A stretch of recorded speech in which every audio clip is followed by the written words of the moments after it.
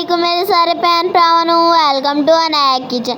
अज मैं थोड़े वास्ते हर दिल अजीज़, हर होटल की शान, हर ढाबे की शान माश की दाल विच चिकन की रेसिपी लैके आई हाँ। मैं यकीन नाल कह सकती हाँ तुहानू बहुत ही मज़ेदार लगेगी। तुसीं लाजमी इन्हूं खुद ट्राई करियो तो मैंने कमेंट दस्सिओ थोड़ी दाल कैसी बनी। ਉਹਦੇ वास्ते असीं ਇਹ चीज़ां दरकार ने सानू दरकार ने वेख सकते हो तुसीं। ਉਹਦੇ ਵਿੱਚ कुछ मसाला जात ने ते टमाटर, मिर्चा, प्याज, माश की दाल ते ऑयल वेख सकते हो। सब तो पहले असीं 2 टमाटर लैके 2 ही प्याज लैके उन्होंने रफली कट लिया। अदरक लहसुन साबत लैके फिर असीं वेख सकते हो 5 मिर्चा हरी मिर्चा लै लियां ने, 5 हरी मिर्चा लै लियां ने असीं। फिर ਉਹਦੇ बाद असीं मसाले त्यार ने। मसालिਆਂ ਦੇ ਵਿੱਚ ਅਸੀਂ वेख सकते हो चिली फ्लेक्स, कौरमा मसाला, सुक्का धनिया, नमक, हल्दी ते भुना कुटा काला जीरा ले लिया। ਇਹ ਸਾਰੇ ਅਸੀਂ मसाले ले ਲਏ ਨੇ, ठीक है। ਉਹਦੇ ਮਸਾਲਿਆਂ ਦੇ बाद ਅਸੀਂ ਲਈਏ 1 कप ਤੁਸੀਂ कह लो ऑयल ਦਾ। वेख सकते हो 1 कप ऑयल ਦਾ ਲੈ लिया। ऑयल के बाद असी लईए माश की दाल। माश की दाल असी आधा किलो माश की दाल ले लिया। वेख सकते हो तुसी इन्नी बहुत ही मज़ेदार बनती है चिकन नाल ते इनू चांद ही लग जाते हैं ना। उसके बाद असी अपना लिया सी चिकन भी असी आधा किलो ले लिया। उन्होंने असी अच्छी तरीके नाल नमक ते सिरका ला के धो लेना। फिर असी एक कड़ाही लैके ਉਹਦੇ ਵਿੱਚ ऑयल पा लेना। ऑयल पा के ਉਹਦੇ ਵਿੱਚ अपने ਜਿਹੜੇ प्याज सी उन्होंने पा के फ्राई कर लेना। अच्छी तरीके नाल ਇਹਨਾਂ ਨੂੰ लाइट ब्राउन जिहा कर लेना। देख सकते हो। फिर अपने ਇਹਦੇ ਵਿੱਚ अपने पा लेने ने ਜਿਹੜੇ अदरक ते लहसुन लई सी ਉਹ लहसुन ते जवे पा लेने ते अदरक आधे तो भी थोड़ा कह लो अदरक लिया सी। हुण ਇਹਨਾਂ ਨੂੰ ਅਸੀਂ हल्की आंच ते फ्राई कर लेना है प्याज़ां नूं।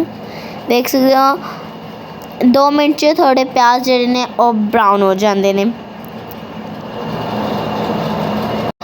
ਇਹਨਾਂ ਨੂੰ ਜਦੋਂ तक थोड़े प्याज फ्राई होंदे ने ਉਹਦੇ बाद ਅਸੀਂ ਇਹਦੇ ਵਿੱਚ ਆਪਣੇ साबत गर्म मसाले काली मिर्च पा लिया है। फिर अपनी मिर्चा लिया सी ਉਹ मिर्चा पा के साबत ही मिर्चा पा लिया ने, कटिया नहीं है सी। साबत मिर्चा ਇਹਦੇ ਵਿੱਚ पा के ਇਹਨਾਂ ਨੂੰ ਹੁਣ फिर फ्राई कर लेना अच्छी तरीके नाल। मिर्चा पाने के बाद असी ले लेना देख सकते हो असी लिया एक कड़ाही ਉਹਦੇ ਵਿੱਚ अपनी पा लिया सी पानी दे विच असी हल्दी पा के नमक पा लेना है। देख सकते हो पानी च हल्दी भी पाई है तो नमक भी पा के इनू हल्की आंच ते रख देना है। देख सकते हो 5 मिनट तक इनू पकाना है, बॉयल करना है पानी नू। देख सकते हो इनू 4 तो 5 मिनट वास्ते असी दाल नू जी असी माश की दाल ली सी उन्होंने ਇਹਦੇ ਵਿੱਚ पा के 5 मिनट वास्ते दाल नू अच्छी तरीके नाल बॉयल कर लेना सी ताकि थोड़ी जी दाल है और नरम जी बहुत ही मज़ेदार तरीके वाली बन जाए। ਉਹਦੇ बाद असी आने अपने प्याज़ वाले मसाले ते ਉਹਦੇ ਵਿੱਚ अपनी असी मिर्चा भी पा लिया सी ते ਉਹਨੂੰ अच्छी तरीके नाल मिक्स किया सी। फिर अपने जो टमाटर सी उन्होंने ਇਹਦੇ ਵਿੱਚ सुट लेना। अपने टमाटर नू सुट के ਇਹਨੂੰ मिक्स कर लेना है। ਇਹਦੇ ਵਿੱਚ टमाटर नू अच्छी तरीके नाल भुनना है सी। असी माश की दाल विच चिकन बना रहे हैं तो असी हुण चिकन वाला मसाला तैयार कर रहे हैं। तुसी ऐ ना कहो कि दाल तो उधर पा दी तो मसाला इधर तैयार हो रहा है। तो मैं थोड़ी परेशानी ए भी दूर कर दी है, ठीक है। हुण असी इन्हां नूं एक स्ट्रेनर लैके ਉਹਦੇ ਵਿੱਚ छान ਲੈਣਾ तो इन्हां नूं हुण असी ग्राइंड करना है। ग्राइंडर लैके एक देख सकते हो असी स्ट्रेनर विच पा लिया। ਹੁਣ ਇਹਦੇ ਵਿੱਚ ਸਟੇਨਰ ਦੇ ਇਹਨੂੰ ਪਾ ਕੇ ਜਿਹੜਾ ਆਇਲ ਸੀ ਉਹਦੇ ਵਿੱਚ ਆਪਣਾ ਜਿਹੜਾ ਚਿਕਨ ਸੀ ਉਹ ਪਾ ਲੈਣਾ ਹੈ। ਆਪਣਾ ਚਿਕਨ ਪਾ ਕੇ ਚਿਕਨ ਨੂੰ ਅੱਛੀ ਤਰੀਕੇ ਨਾਲ ਤੁਸੀਂ ਭੁੰਨ ਲੈਣਾ ਹੈ। ਤੇ ਦੂਜੀ ਸਾਈਡ 'ਤੇ ਆਪਣੇ ਜਿਹੜਾ ਅਸੀਂ ਸਟੇਨਰ ਦੇ ਵਿੱਚ ਸਾਰੀਆਂ ਸ਼ਾਵਾਂ ਡਾਲੀਆਂ ਸੀ ਉਹਨੂੰ ਅਸੀਂ ਇੱਕ ਗ੍ਰਾਈਂਡਰ ਵਾਲੇ ਜੱਗ 'ਚ ਪਾ ਕੇ ਅੱਛੀ ਤਰੀਕੇ ਨਾਲ ਗ੍ਰਾਈਂਡ ਕਰਨਾ ਹੈ। ਤੇ ਆਪਣੇ ਜਿਹੜਾ ਚਿਕਨ ਹੈ ਉਹ ਵੀ ਅੱਛੀ ਤਰੀਕੇ ਨਾਲ ਅਸੀਂ ਗਲਾ ਲੈਣਾ ਆਪਣਾ चिकन ताकि ਇਹਦੀ भी बोटी नरम हो तो दाल दे नाल वाले दे नाल है तो बहुत ही मज़ेदार लगे। देख सकते हो 5 मिनट तक साड़ी दाल जी है वो भुन के जी साड़ी बॉयल होके तैयार हो चुकी है। दूजी साइड पर जी मैं क्या ग्राइंडर के अपने टमाटर मिर्चा पा लैनियां ने। देख सकते हो अपनी जी सारे प्याज टमाटर मिर्चा से उन्होंने असी अपने ग्राइंडर के पा के हुण अच्छी तरीके नाल ग्राइंड कर लेना। ਦੂਜੀ ਸਾਈਡ 'ਤੇ ਸਾਡੀ ਜਿਹੜੀ ਦਾਲ ਸੀ ਉਹ ਵੀ ਅੱਛੇ ਤਰੀਕੇ ਨਾਲ ਵੇਖ ਸਕਦੇ ਹੋ ਬੋਇਲ ਹੋ ਗਈ। ਇਹਦੇ ਉੱਤੇ ਝਾਗ ਆ ਜਾਂਦੀ ਹੈ, ਮੈਨੂੰ ਪਤਾ ਹੈ। ਉਹਨੂੰ ਅਸੀਂ ਇੱਕ ਪੋਨੀ ਲੈ ਕੇ ਉਹਦੇ ਵਿੱਚ ਅਸੀਂ ਛਾਣ ਲੈਣਾ, ਝਾਗ ਨੂੰ ਤੁਸੀਂ ਉਤਾਰ ਸਕਦੇ ਹੋ। ਫਿਰ ਆਪਣੀ ਦੂਜੀ ਸਾਈਡ 'ਤੇ ਜਿਹੜਾ ਸਾਡਾ ਚਿਕਨ ਸੀ ਉਹ ਵੀ ਵੇਖ ਸਕਦੇ ਹੋ ਹੁਣ ਗਲ ਚੁੱਕਾ ਹੈ, ਤਕਰੀਬਨ ਗਲ ਚੁੱਕਾ ਹੈ। ਉਹਦੇ ਵਿੱਚ ਜਿਹੜਾ ਆਪਣਾ ਗ੍ਰਾਈਂਡਰ ਵਾਲਾ ਮਸਾਲਾ ਉਹ ਪਾਉਣਾ। ਪਹਿਲੇ ਉਹਨੂੰ ਅੱਛੇ ਤਰੀਕੇ ਨਾਲ ਗ੍ਰਾਈਂਡ ਕਰਨਾ ਹੈ। ਵੇਖ ਸਕਦੇ ਹੋ ਅਸੀਂ ਉਹਨੂੰ ਅੱਛੇ ਤਰੀਕੇ ਨਾਲ ਗ੍ਰਾਈਂਡ ਕੀਤਾ ਅਤੇ ਉਹਦੇ ਬਾਅਦ ਜਿਹੜਾ ਆਪਣਾ ਮਸਾਲਾ ਸੀ ਬਣ ਗਿਆ ਸੀ ਉਹਨੂੰ ਅਸੀਂ ਚਿਕਨ ਦੇ ਵਿੱਚ ਪਾ ਲਿਆ।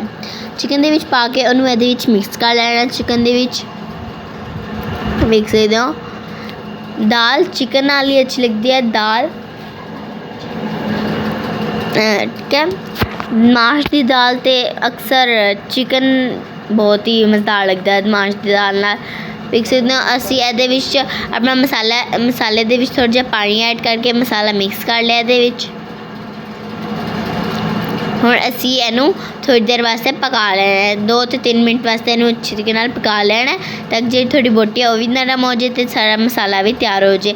ਵੇਖ ਸਕਦੇ ਹੋ ਸਾਡਾ 2-3 ਮਿੰਟ ਵਾਸਤੇ ਪਕਾਉਣਾ ਹੈ ਇਹਨੂੰ ਅਤੇ ਆਪਣੇ ਜਿਹੜੇ ਮਸਾਲੇ ਸੀ ਉਹ ਐਡ ਕਰ ਲੈਣੇ, ਚਿਲੀ ਫਲੇਕਸ, ਹਲਦੀ ਅਤੇ ਨਮਕ ਅਤੇ ਕਾਲਾ ਕੁੱਟਾ ਹੋਇਆ ਜ਼ੀਰਾ ਅਤੇ ਆਪਣਾ ਜਿਹੜਾ ਸੁੱਕਾ ਧਨੀਆ ਸੀ ਉਹ ਸਾਰੇ ਮਸਾਲੇ ਆਪਣੇ ਇਹਦੇ ਵਿੱਚ ਪਾ ਲੈਣੇ ਨੇ ਵੀ ਹਾਂਡੀ ਦੇ ਵਿੱਚ।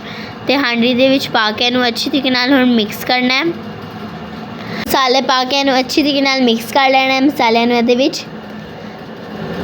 ਮਸਾਲਿਆਂ ਨੂੰ ਅਸੀਂ ਅੱਛੀ ਤਰੀਕੇ ਨਾਲ ਮਿਕਸ ਕਰਕੇ ਫਿਰ ਅਸੀਂ 2 ਤੋਂ 3 ਮਿੰਟ ਵਾਸਤੇ ਆਪਣੇ ਚਿਕਨ ਨੂੰ ਪਕਾ ਲੈਣਾ। ਵੇਖ ਸਕਦੇ ਹੋ ਸਾਡਾ ਜਿਹੜਾ ਚਿਕਨ ਹੈ ਉਹ ਤਿਆਰ ਹੋ ਚੁੱਕਾ ਹੈ ਬਣ ਕੇ ਅਤੇ ਦਾਲ ਵੀ ਸਾਡੀ ਜਿਹੜੀ ਹੈ ਬੋਇਲ ਹੋ ਚੁੱਕੀ ਹੈ। ਅਤੇ ਤੁਸੀਂ ਮੈਨੂੰ ਕਮੈਂਟ ਕਰਿਓ ਤੁਸੀਂ ਕਿਸ ਸ਼ਹਿਰ ਤੋਂ ਮੈਨੂੰ ਵੇਖਦੇ ਹੋ ਅਤੇ ਤੁਹਾਡੀ ਕਿਹੜੀ ਦਾਲ ਫੇਵਰੇਟ ਹੈ।